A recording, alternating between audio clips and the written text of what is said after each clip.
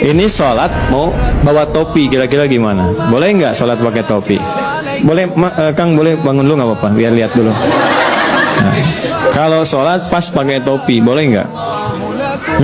Apa dalilnya?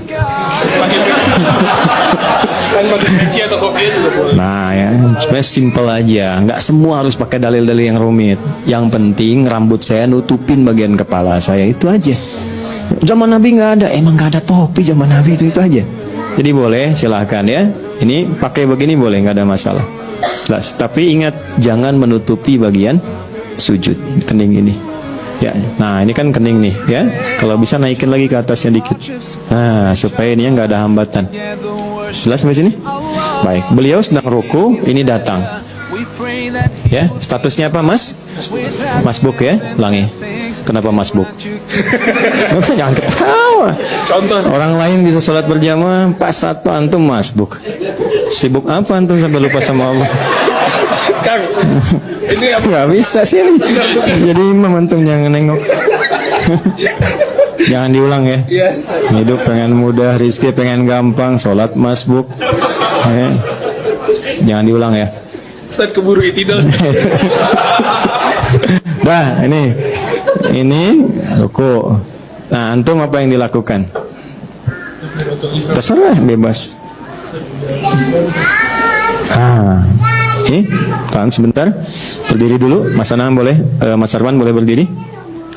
Betul tadi yang dilakukan. Jangan langsung ruku, karena sholat dibuka dengan takbir. Tapi takbir pun jangan buru-buru. Itu ya. Walaupun takbir aja dulu, nggak apa-apa, tenang aja. Ingat, kan belum salam. Belum salam. Sepanjang imam belum salam, artinya kita kalau ikut ke imam masih bisa ikut jamaah. Jadi kalau imam sudah tahiyat akhir pun kita datang, takbir, langsung tahiyat, itu dihitung jamaah. Di saat Anda bangkit lagi menyempurnakan, itu walaupun sendirian hitungannya jamaah. Jangan buru-buru, takbir, Allahu Akbar, lalu kemudian langsung ruku. Jelas?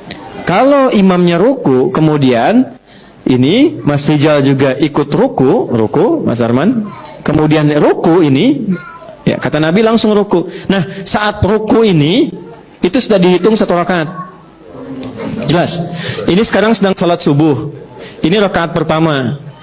Ruku, ini datang karena uzurnya syar'i, ya, dibenarkan oleh agama. Datang, langsung ikut ruku. Nah, ini saat ikut ruku, itu dihitung dapat satu rakaat.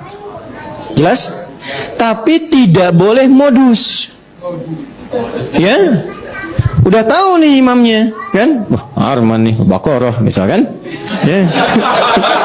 Misal contoh, Alif Lam Mim aja gitu. Ya, misal nih, ini udah tahu nih.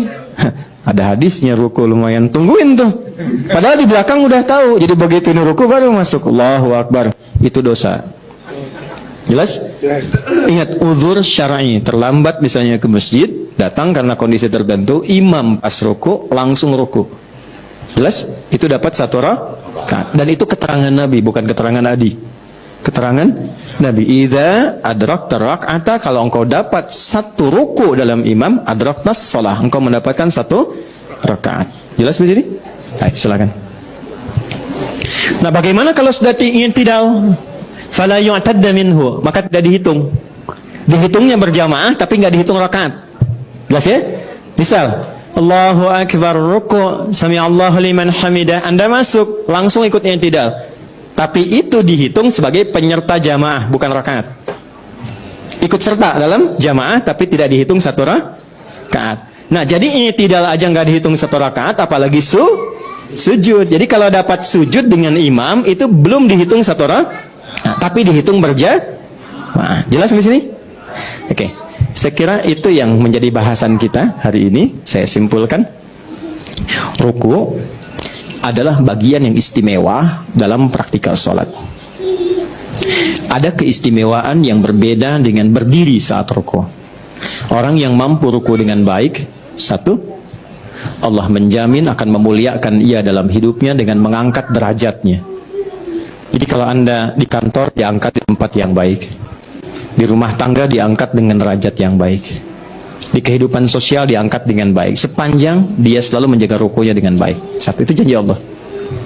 Dua, hendaknya orang ruku tidak sekedar memformalkan ruku sebagai kewajiban atau rukun dalam sholat, tapi juga menyertakan hikmah, esensi ruku saat itu dilakukan.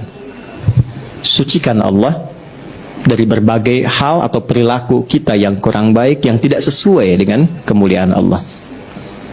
Dua, berusaha mengoreksi diri, bermuhasabah dalam posisi ruku atas segala perilaku yang tidak layak yang kita lakukan, dan saat bersamaan dengan itu kita mengagungkan Allah.